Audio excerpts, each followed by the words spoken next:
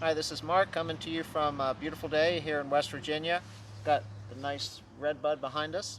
I'm going to walk through with you today a morning routine. This will be a little bit compressed for time. Everyone should have some type of morning routine for mobility just to get all your joints working right to start the day. So what I tend to start with is work on some of the stuff that gets tight at night, mostly quads and hip flexors.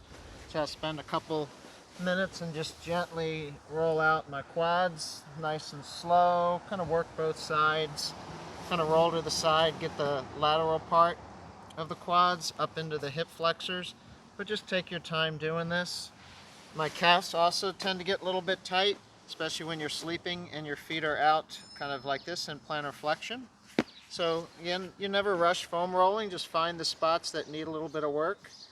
You could use a soft foam roller or a firm foam roller, a piece of PVC pipe, whatever you got. This is one from Trigger Point. So spend a couple minutes, working both legs.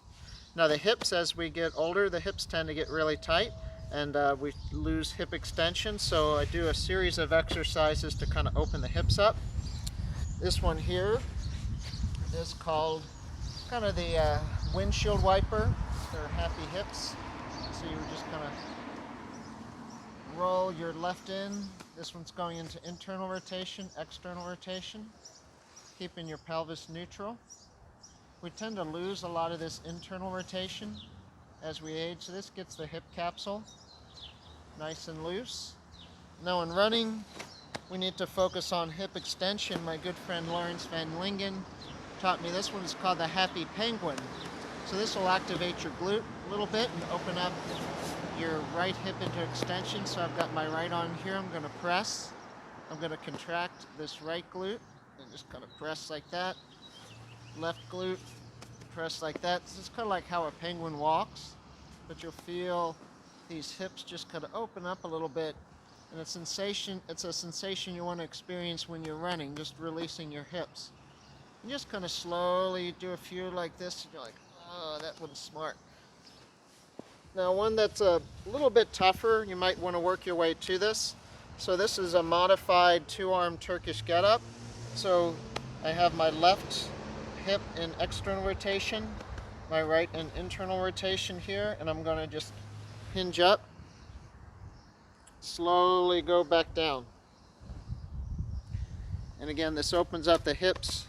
Use your glutes when you're like this. You can rotate a little bit to the side, a little bit to the side, and this gets your torso rotating where it's supposed to, right at the intersection between our lumbar and thoracic vertebrae. So you do about 3 on each side there, nice and slow. Another one that will get your flexion and extension of your back working for you. So it's kind of a yoga pose. You would just kind of sit down on your heels. Back is in a little bit of extension, kind of just rock gently on the heels, and you kind of come up into a pose like this, contract your glutes, but just nice and slow, flexion, extension of the back.